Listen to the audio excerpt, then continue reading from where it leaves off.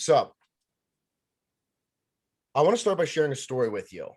There was a mother and a daughter, and the daughter had high aspirations to go to college. The family was not very wealthy. And so the mother thought that she had a trick for her daughter. She went to her daughter and said, look, I know you so badly want to go to college. If you can raise half of the funds, we will cover the other half. So the daughter gets all excited. She starts putting her list together. What ways can I start to save money? Now she's a teenager at this point. Excuse me. So she has some time, but she ends up deciding that she wants to go and be a part of the Girl Scouts. So she goes and joins the Girl Scouts and she starts to sell cookies. Now, her first quarter on the job, she sold over $34,000 of cookies. This is a true story, which is absolutely insane. I don't know if you guys have ever sold Girl Scout cookies, I guess Ashley or Jen, but that's a lot of cookies, right? Yeah. So basically she goes on and she builds a name for herself because she has the most sales in history for any Girl Scout. And so as this process continues, she's sought after for Fortune 500 companies to speak on consistency. So this young girl comes into these environments and starts speaking. Now, prior, she didn't know that her mom couldn't afford college, but it got to the point where she could have paid for college tenfold. So she goes into this final speech, and I'll wrap up the story here. She goes into this final speech at this high-level executive Fortune 500 company in front of all of these people, and she goes on to talk about consistency and showing up every day. And then she turns to the audience and she says, now, as we wrap up this meeting, under everybody's seat is an order form. I want you to go ahead and pull that order form out from under your seat, and I want everybody to order at least 5 boxes from me today. I will collect these on your way out. She ends up having over 7,000 sales at that one event, broke a record. So that's the introduction into consistency. And what I really want to share with you is that often when we are on our journey through consistency, we get derailed. We beat ourselves up. We have critical self-talk. All of these things happen. You know, Ariel, you mentioned the gym, right? So in terms of an example, if we were to go to the gym and we were to go to one day and work really hard and go back home and look in the mirror, would you have results that quick? No, of course not. No. What about after day 2 or 3? Same thing. No. You don't get the results that fast. And so what happens is we end up getting disappointed and we quit. We move on to something else. There are so many examples here. When you commit to a long-term regimen, you can mess up. You can lose days, but you got to get back on track. And so another thought about this is, has anybody in here ever gone to the dentist? Yes. Okay, awesome. If you were to just brush your teeth one time for the whole year and go to the dentist, would you have clean teeth? No. Of course not. No. But the average rule of thumb is you brush twice a day. And so if you were to brush one day and then just stop for the rest of the year, you're not going to get the results. It's a consistent act of doing the same thing over and over. Now, the last part to this, is anybody here in love or been in love before? Yes. Yes. The first time that you meet somebody, you're not just automatically in love, right? It's a process of doing things consistently over and over again until you've built that point, right? So the culmination and accumulation of tiny little things add up to the big picture. Everybody with me so far? Yes. Okay. Now we're going to get into the 3 categories. So you're probably going to want to write this down. 3 people mentioned this one just right off the bat. So category number 1 is simply titled within your control. What is within your control? I've got 2 examples here. If we were in the Philippines, you guys have heard me use this one before, but if we were in the Philippines right now on an island and a tsunami was coming, could we stop the tsunami? Yes or no? No. Of course not. But what we could do is we could prepare food. We can gather water and protect the house on the outside. We could set sandbags up. We could do everything that we could within our control to prevent that. So What I'm really talking about here is goals. And there's going to be, I think, a breakthrough at the end to wrap this part up. When we talk about goals, here's one thing. In the second book that I'm putting out right now, I have done high amounts of research on elite performers. And one of the things that has been proven for all elite performers is they have the ability to visualize a future goal or outcome, but they don't get tied to that goal. What I mean here is, I'll give you an example. For me, I think about this in a 15-year plan. So if I look 15 years down the road, I actually do a visualization technique where I'll shut my eyes and I will envision myself being on a stage speaking to hundreds of thousands of people. Think about what that is for you. So when we talk about what's within our control, we talk about the 15-year plan. That's your place to start. Now, a lot of people get so tied up on that 15-year plan that they get overwhelmed and they never start. We don't want to focus on the big year, the 15-year. We break that down into 5 years. We break that down into 1 year.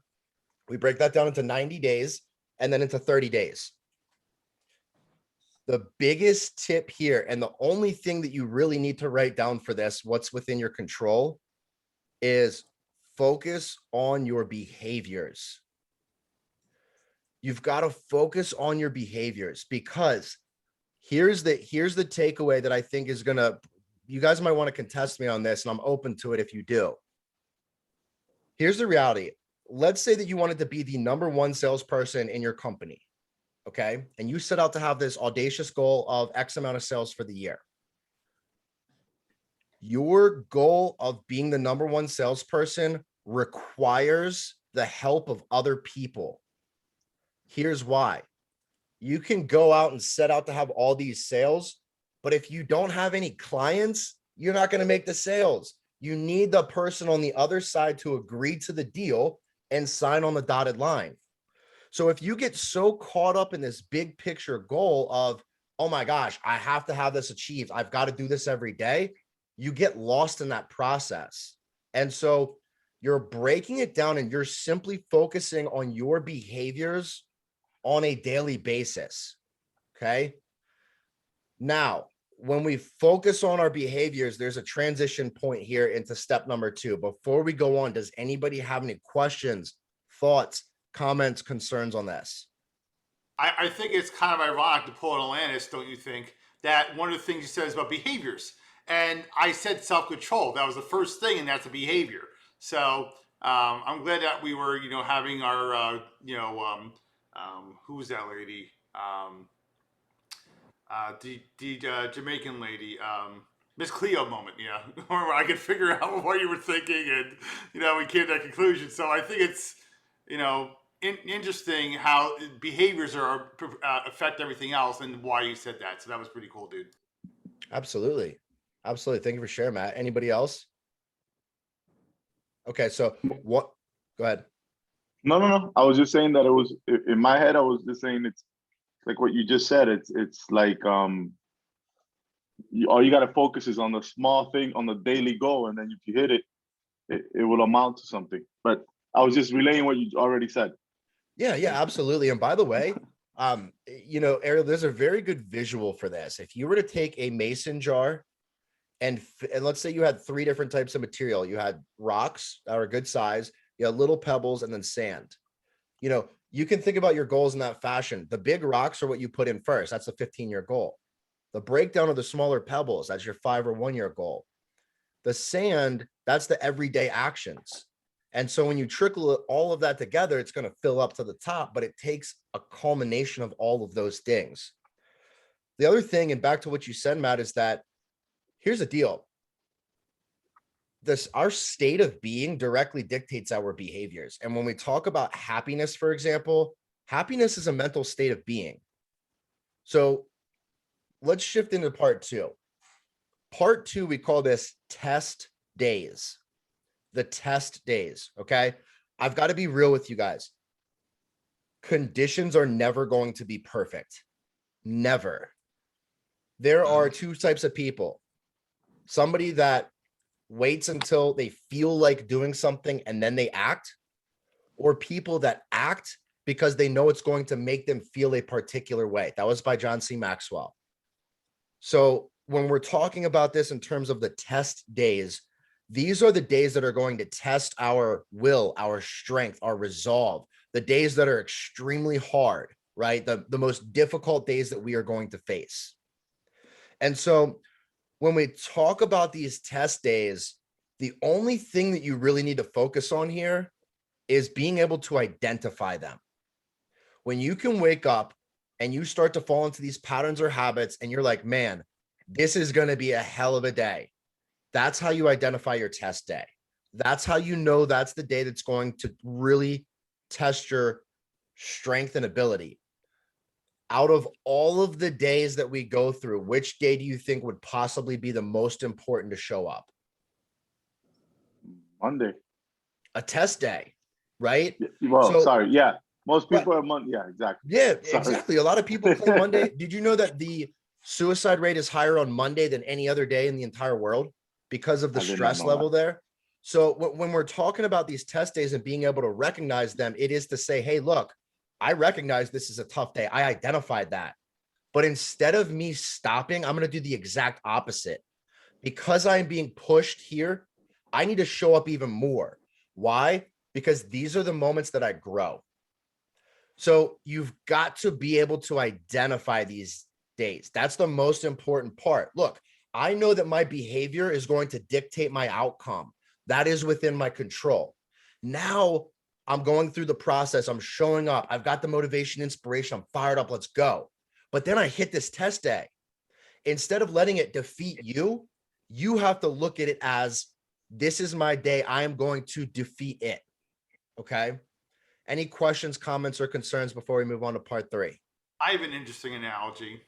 I had one of these days that you're describing, Keegan, within the past month, and so it's basically you're preparing for the shitstorm, and that's what it is. And so I equate it to basically like a hurricane coming. And so you have to prep for the storm. And I know I own Florida. It's basically, statistically, likely that I'll get one of those, at least once a year. So, the storm is coming. You have to prepare.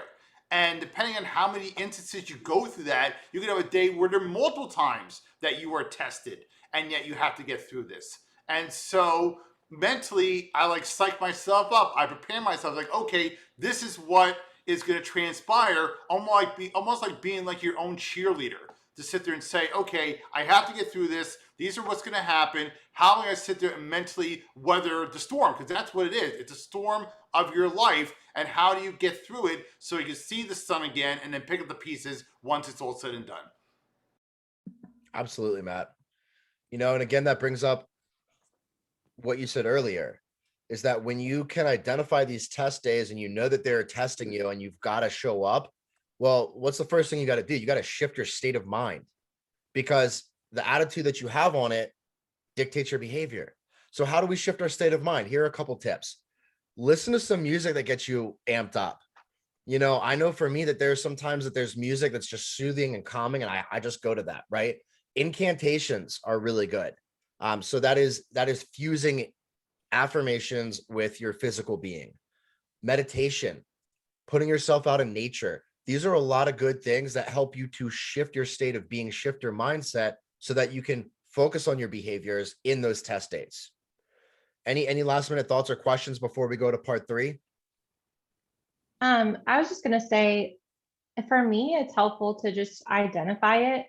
It just helps me in facing it. You know what I mean? That way I'm not going through the day just kind of like frustrated and like, just irritated with myself, maybe about how I'm handling stress or whatever. It's like, if I just face it up front, like, okay, I can tell that this is going to be a rough day, or like you said, a test day, then I'm able to pull out, okay, well, at least I can go through the motions. Like you said, like go on a walk, and like take some deep breaths, turn on some music. And then, if it doesn't go away, at least I feel great about the fact that like I did all of those things. You know what I mean? And eventually it's going to catch up to you.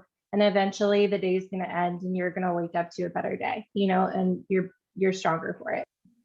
Absolutely. Yeah, thank you for sharing that, Ashley. I think that, you're absolutely right. Is one of the most critical parts is being able to identify these days. There is strength just in being able to do that. Because a lot of times we'll sit here and think that if we ask for help or if we recognize difficulties or turmoil, that's a sense of weakness. That's not the case, right? There's a humility and strength in being vulnerable. It strengthens relationships. It creates a deeper bond. Like these are things that are human nature, right? So it's not like an individual thing. So shifting to the last part, and you guys have heard me say this one too, so I'm going to bring it into a little bit of a different light, but this one is very simple. Victor or victim mindset. Are you operating from a victor or a victim mindset? And I'm going to wrap all this up together cohesively at the very end to show you kind of the chronology here. But the story that I'll share with you is there was a husband and wife, and the husband started his own business. They ended up having 2 boys. Husband went through some turmoil, lost the business. They went into debt, and he started drinking, became a heavy alcoholic. And so he would get very drunk at night, and he would unfortunately beat his wife and kids. And he did this for a very long time. And so he ended up passing away, and the 2 boys went on to live their own lives. Now, they both went through the exact same situations. The one brother became a full-fledged alcoholic. He was homeless. He didn't have children. He never got married. He lived a very unhealthy lifestyle. And when asked, why did you take this path? He said, well, because my dad was a raging alcoholic. Which one would that be, victor or victim? That's a victim. Absolutely. The other brother went on to live a prosperous life, never drank a drop in his entire life, got married, had beautiful kids, and lived prosperous. And so I share that story with you because it's very simple in nature, right? It's easy to say, okay, well, yeah, I can see somebody else taking a victor or a victim mindset. We can identify that easily. But when it comes to ourselves, sometimes there's this emotional blockage and we can't see the true things. So being able to, we talked about identifying test days. Well, this is a little bit of more the psychological approach. It is, okay, well, am I taking this from a victim mentality, which if anybody knows anything about the law of attraction, you're just going to attract that back, right? You're going to attract the wrong things back to you. It's like if you were having trouble paying your bills and you sat there and just focused on that and you said, oh my gosh, I've got to get this bill paid. I'm stressing at work. I have to do this. I've got to make this sale. You focus on all the negative, difficult sides to that. That's what you're going to perpetuate back. Whereas you can look at it as, I have the opportunity to save this house. I have the opportunity to provide for my family and do all these other things. There's a difference in the ideology that you're taking here. So I know that you guys have experienced victim and victor days, right? Does anybody have anything that they'd like to share? Stories, experiences, questions, snide remarks, anything at all? I think on what you just said, I just had one of those days not too long ago. There was a day that most of you on here know I have several health issues going on right now, and I had 3 doctor's appointments in one day. So I started my day with injections in my lower back, and then I went from there to physical therapy, and then I went and had a crown done on my tooth. And one of my friends was like, man, I'm so sorry, your day sucks. I was like, you know what? I have a job that's flexible enough to let me go to all of these things and not worry about it. I have insurance to cover a majority of it, and I have the financial means to cover the rest. A lot of people don't have that. And so that's kind of what I think of when you talk about victor versus victim. Like, yeah, it sucks that I'm having to go out through all the stuff that's putting me in those locations, but I've got what it takes to get through them. And so it's just how I chose to look at the day. Well said. Thank you for sharing, Jen. Yeah, I think there's a lot of power in that, right? Beautiful, actually. Yeah, that was really well said. One of the other things in doing a lot of analysis of elite performers is one of the easiest things to differentiate between top performers that are consistent is their perspective. They're able to take a different perspective. And that's what we're talking about here. The victor or the victim mindset is the perspective that you're taking on that particular situation. I want to share a quote with you. People with the biggest pains have the biggest purpose. I'll say that again because I know you guys have gone through some pain. This one hit home for me. People with the biggest pains have the biggest purpose. You know, I know this is an example that probably all of you can relate to, but we think about Buddha. He was born into a family of royalty. He had everything that he could possibly want. Everything was at his fingertips. But he knew that that was not the life of fulfillment, to live and eat off of a silver spoon and have everything handed to him. So he left his temple and he went out on this journey and this pursuit to find his own identity and endure his own pains. You know, and because he was able to go through so much pain and forcibly put himself in that pain, by the way, not born into it, put himself into it, because that pain was so high, his purpose was even greater. And it pulled him towards that end result. And that's really the golden ticket here. So when we talk about the what's in your control and the behavior and the big picture goals, what we're really saying is, what is your purpose? Like, what are you working towards? And then you got to realize it's 100% attainable. That's why you visualize it happening before it happens. So now your responsibility is simply to show up every day and just put a little bit of time and effort into it. Where people get caught up in changing or creating habits is they try to tackle it all in one day. They say, oh, I'm going to go put 10 hours into this today. Let's go. And then they don't touch it again for a month. You know, it's not about doing that. You're better off to show up for 10 minutes a day consistently for a month. You know, and that's that concept of the chain, and every day is a link. So any questions or comments or anything here? I have an interesting comment. By a show of hands, for those of us who have the order that's working, who here has been both a victor and a victim on the same day? Yeah. Son of a bitch. All right. I thought I was the only one who had deodorant working. Okay, so I'm getting some feedback, Matt. Is anybody else hearing that? Yeah. Yeah. Feedback, it's like, I don't know what's up with it, but, is it me? Yes. yeah. Son of a bitch. All right, I'll have to work on that. So, let me turn off my VPN. Okay, to quote the Verizon guy, can you hear me now? Even worse. Bullshit. It can't be worse. It is. Are you kidding me? I turn off the VPN and it's still having a problem? Yeah, I mean, maybe muted, and not muted, you know, or like Yeah, leave. Are you close to one of like those old school speakers? No, dude. I mean, No, this is my good webcam. I am so disappointed right now. Can you? Is it really that bad where you can't understand me? Well, I mean, we can hear. We It can just hear you, sounds a lot like, of feedback. A yeah. lot of feedback. Is it echoing? no. Nah, but it kind of sounds like if you were making popcorn, like almost like, you know. What flavor? All right. Are you being serious or are you bullshitting me? Nah, I'm No, being man, we don't. No, we're not playing with you. All right. Then I'll come back to my question. Hold on. So while Matt's returning, anybody else? Well, yeah, I wanted to go back to well, I mean, I guess it kind of like the test days and the victim or victor mentality kind of go hand in hand. You know, like I sent that blurb in the chat about like resignation.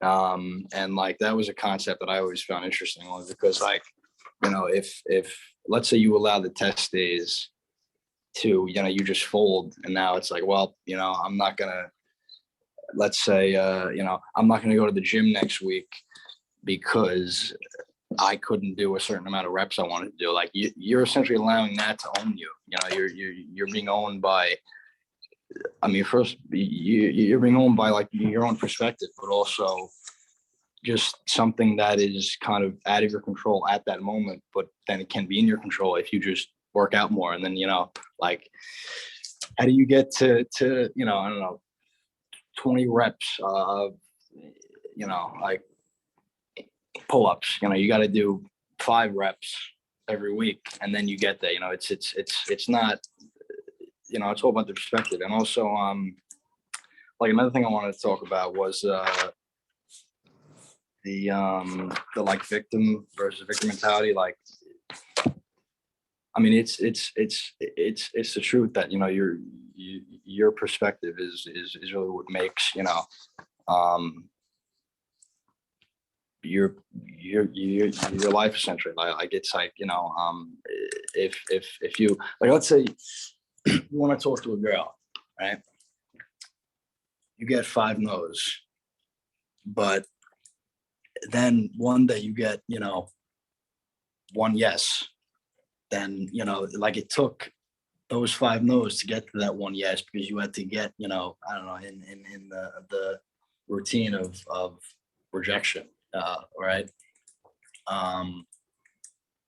And you know, it's just like you can look at it as, well, I'm a victim of rejection, or you can look at it as, you know, like I'm gonna get, let's say, a girlfriend, or talk to a girl, whatever. Like, there were many times when I you know, didn't work out with girls, but now I'm dating a girl, and you know, I mean, it's going pretty well. So if I stayed, you know, I'm not gonna try, and I'm the victim, then, you know, you would have never gotten to this point. You know, you got to just say fuck it and just keep You'll running. be lonely. You'll be lonely. Exactly. Yeah.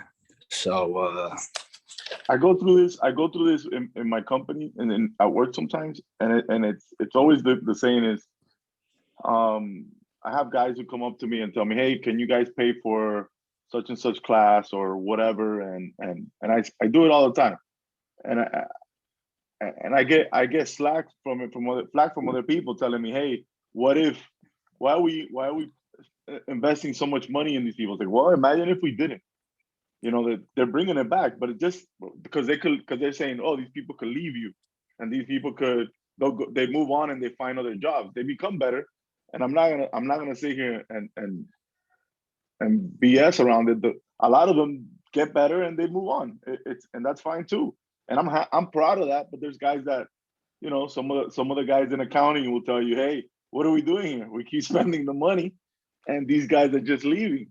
And I go, well, imagine if we didn't make our people better, because at the same time, the company is benefiting from these guys. And it's sort of, what do you want to do? You know, that's what I'm getting at, Vinny, with what you're saying with your example. Also, yeah, because, you know, when they do go out there, right, and you made them better, they're representing you. You know, you're at that moment while they're working for you, you're in control of you know, how you mentor and how you operate with them at the helm. You know, it's kind of like having kids, you know, like everybody's, you know, like, exactly, you know, exactly, like, you know, what if my kid, you know, turns out to be a disappointment, or, you know, maybe they're a degenerate, you know, whatever, I don't know. You know, you can control how you parent. You know, you have, you know, you can't control how you know, how they are when they drive, because they're not 17 yet, you know, but you can. To go into your analogy with the kids, it's like you having a kid that says, hey, Dad, I really want to quit. I don't know, I really want to quit school, and you go and tell them, well, what are you gonna do? You know, and the kid says, you know, you're never gonna be good at science, so might as well just drop out. Well, it's not. No, son, let me show you the way to get better at science. We got to keep going. Yeah, exactly. You know, like, don't, you know, it's the truth, you know, because you could, like, you know, let's say, like, you know, like, I guess the point on, like, victim or you know, victim mentality and going back to what we talked about with Buddha, you know, like, if you're handed everything in life, let's say, like, as, you know, like, growing up and whatnot, like, you kind of lose, you know, your own character and, like, your own value, because you kind of lose, like, your own perspective on life is kind of thrown off, you know, like,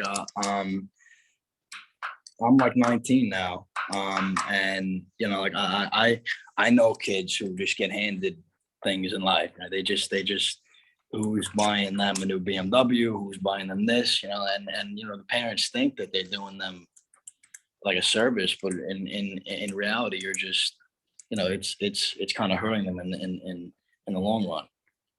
Man, you're 19. Yeah. Shit. So I wish I was as on point as you were, and I had your mindset at that age. Way to go, bud. You're gonna be a killer someday. And I'm not saying you're not already are, but you're gonna be an even bigger killer. You're gonna be a bigger bring you killer. guys back in real quick. And then I know, Matt, that you wanted to say something, but Vinny, you mentioned a couple things, and I think that there's a really important underlying theme here is that when we talk about consistency, 90% of people are not going to do this. Why? Because we've evolved so much as humans that our brain is wired to keep us comfortable. So we need to learn ways to trick the brain to leverage pain and reward. Everything we do is either to avoid a particular level of pain or to endure a particular level of pleasure. And so we've got to find ways, tools, systems that we can affiliate so much pain. I'll give you an example.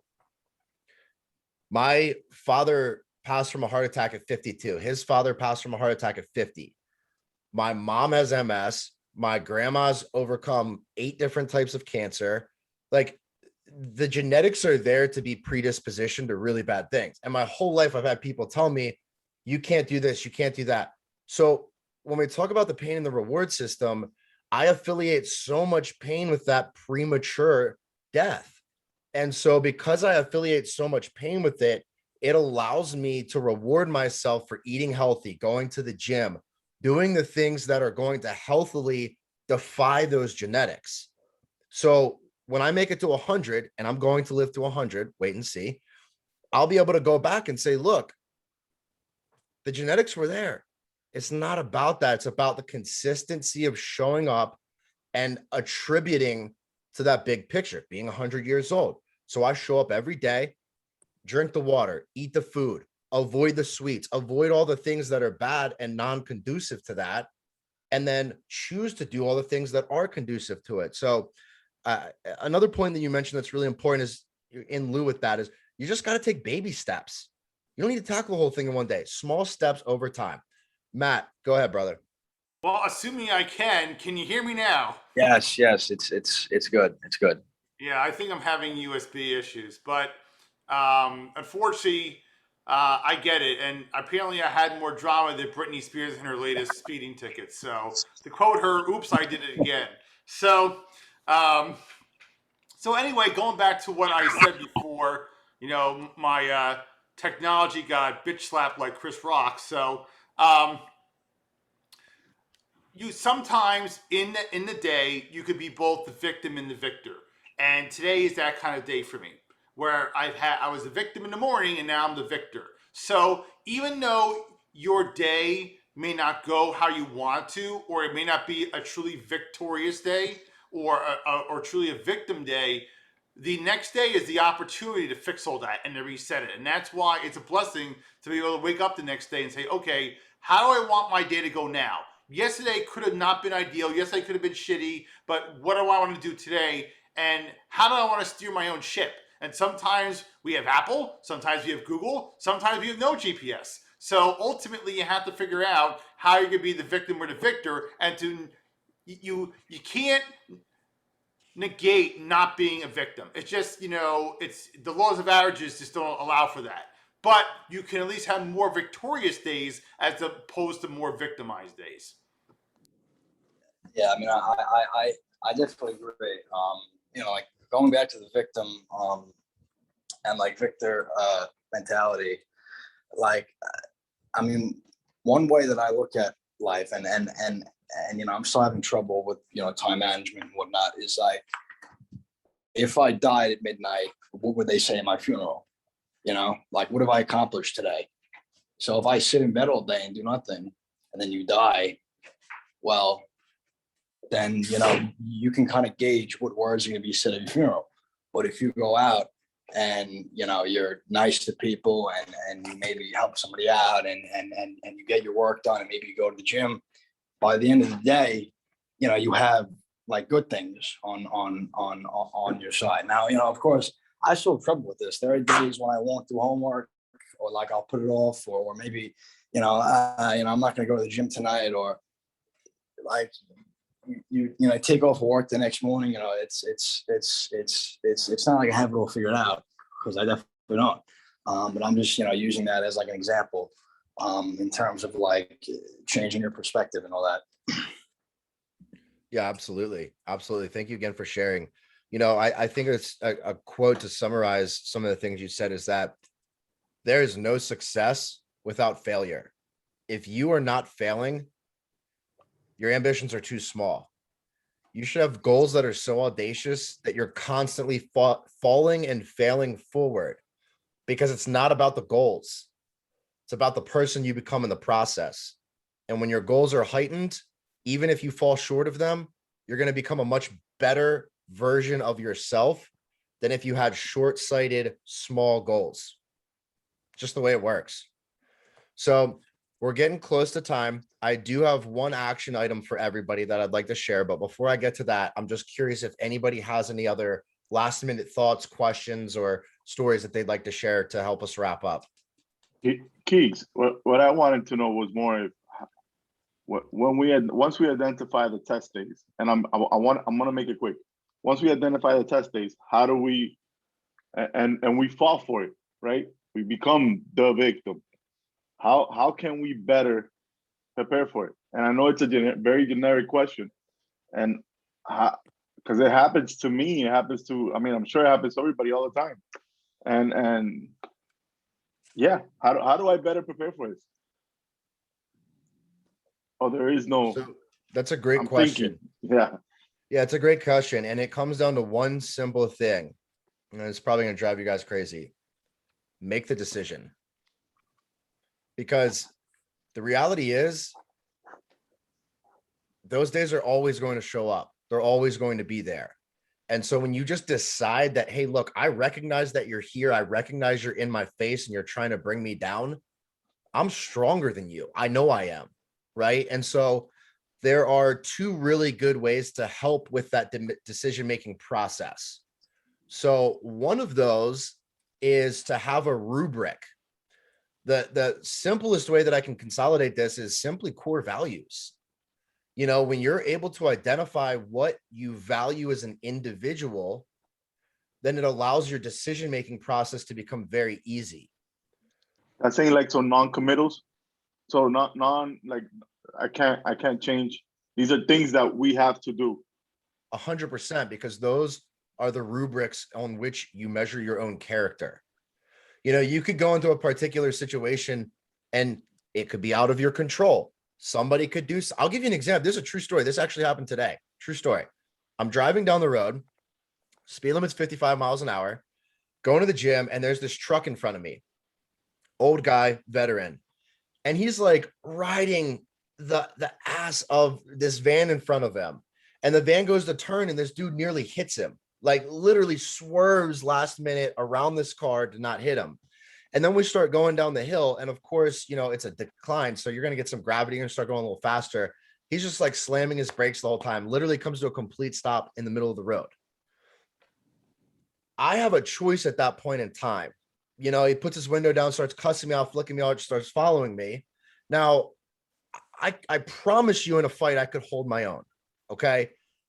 It's not about that. It's about making the decision to react or move on, and that's the same thing when we talk about these test days. Is you've got to first recognize that they're there and then simply make the decision. Well, if you need to strengthen that decision-making process, you need to have a rubric that you can refer back to say, oh yeah, that's what's important to me. Does this support it? Yes or no? If the answer is no, you don't do it. The answer is yes, you do it, even when it's difficult, because it's going to be difficult more often than not. The other part to that is identifying what your triggers are. So we're specifically focusing on visual, auditory, or kinesthetic. When you can identify which ways most promote your brain and your reticular activating system, then you can appropriately set up. I'll give you an example. If you want to have more consistency with the gym, or maybe you want to change your diet, this is a simple one. This was one of the first ones I ever did with a client. Every day he ate a donut and drank coffee. All we did was put an apple next to the coffee maker. That was a visual trigger. So every time he went to make coffee, he was reminded, oh yeah, I'm on this health journey. We just started replacing the apple with the donuts. And then you do those little baby steps for everything else until you get to the end result through consistency. So to summarize that, to answer your question, it really comes down to, I see a test day, I recognize it. Now what? Well, now I've got to make the decision. Okay. And that decision is, I'm either going to conquer it, the victor, or I'm not, the victim.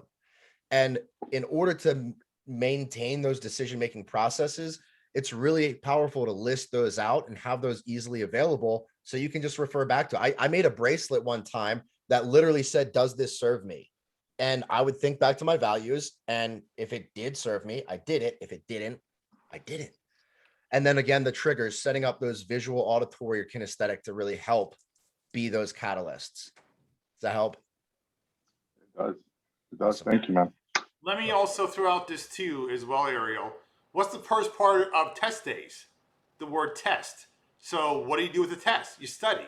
And so when you have those test days, you have to think about all the possibilities of what could happen and how you're going to react. Just like with Keegan today, with that dumb motherfucker who can't drive. It's basically the same thing, and I've had that road rage. I live in South Florida. People down here drive like animals. So, and I've had that where somebody followed me and was honking. And do you engage the stupid, or do you say like Forrest, stupid is as stupid does? So, and do you avoid all that shit? So the question is, if somebody's coming at you with a tsunami of negativity, or they're going to try to rile you up, or they want to start a conflict, do you decide to go at it like two rednecks on Jerry Springer, or do you decide to have a frozen moment and just let it go? And so that's ultimately what the important thing is that the test is why it's a test. The question is, there's always pass and fail, but it doesn't mean you can't study and do your homework beforehand. Yeah, I mean, with these test days, like you definitely, I mean to interrupt, you definitely, like some of them you can't prepare for. You just can't. You just have to accept that. It's like a pop quiz. It's kind of like a pop quiz. It just kind of comes, and then you really know when it's coming. But I mean, what you can do is you can just, I guess, kind of like Keegan said, just what is your reaction going to be? Like what's when that time does come, whatever it is, how am I going to act and how am I going to operate? And just kind of accept that, you can't 100% prepare for that. And that's okay. That's just life. 100%, Vinny. So I think the big thing to distinguish is that the reality is we're not going to win every day. It's just not a reality, right? We are going to lose days, and you have to accept that there are going to be those days. I've done a lot of research on this from a psychological standpoint. And one of the things that I always found to be extremely fascinating is that the average person has only about 1 to 7 massive opportunities every year. That's it. So let's say you had 2 really big opportunities throughout the year, and you just decided, I know that something's going to happen. I'm just going to prepare every single day until those 1 or 2 days show up.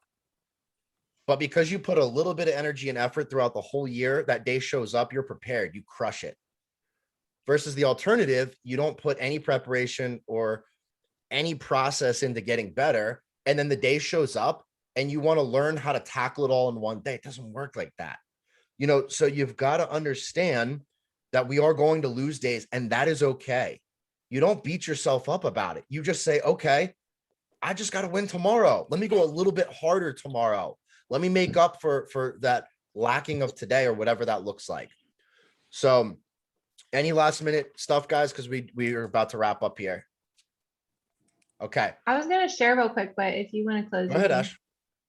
Oh, I was just going to say that yesterday was definitely a test day for me. And I'm not going to lie, like pretty much the entire day was like rough. And at the end of the day, I was like, okay, well, I really don't feel like doing my personal development reading, and I really don't feel like journaling, but I made the commitment to myself. This is my time. And, with the journaling, I really just, I knew I was going to be forced to face like what went wrong with this day, but it served as an opportunity to like review that and figure out like, okay, well, where did it go wrong? And what can I do about it? Like, what can I do to make tomorrow a better day?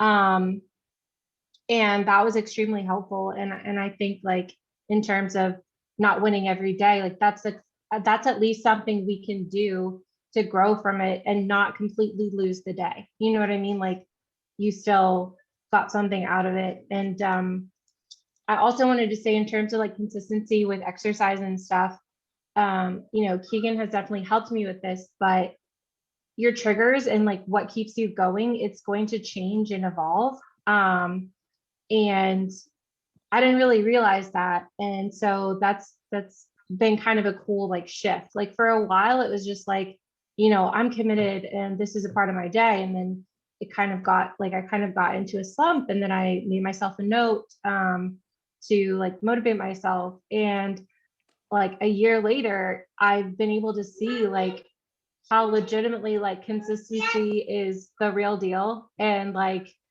I never knew it was the secret, like I was just so like, I was one of those people who was like, eat a salad and work out and look in the mirror and be like, what the heck?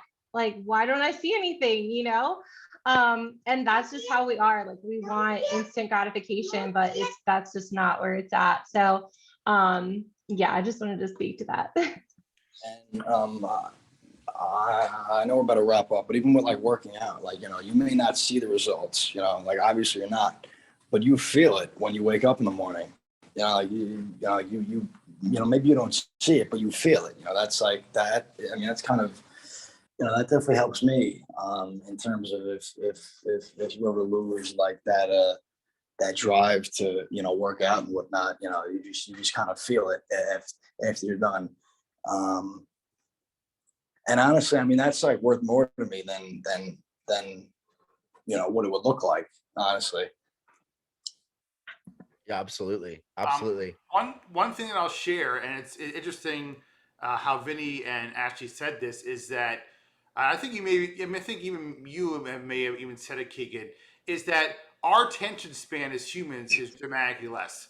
Like, technology, as much as I love it, has been like the computer kryptonite, where because of social media, we expect everything in instant gratification. And humans now have the attention span worse than a goldfish. So as a species, we have floundered.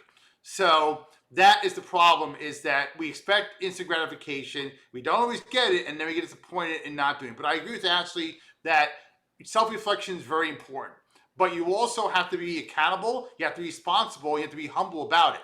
And depending on your personality, a narcissist will never tell you, okay, they did something wrong. So you have to be able to realize who you are, who you're not, be honest about what your capability is and what it isn't, and always strive to be a better person, not only to yourself but to others as well. Absolutely. So one thing, Ashley, that you mentioned that I think is relevant for everybody is when you spot a test day, one of the most powerful questions that you can ask yourself: what is the opportunity? The first couple times you do this, it's going to be extremely uncomfortable. I promise you. But once you get in the habit of asking what is the opportunity and you start looking for the opportunities, you shift that mindset. We talked about the behavior. That's how you do it, by the words that we use, by the questions we ask ourselves. So what is the opportunity? Hundreds of examples where asking yourself this in adversity is going to help you get to the next level, because you see this as a blessing, not a curse. And that's a really important part. So, all right, guys, I am going to share the last part with you, and this is an action item. So I would love for you guys to send me an email addressing this point. And if you don't want to, that's cool too, but would love to hear from you guys. I really want to hear your feedback on this. So I want to share, again, a very, very simple story with you.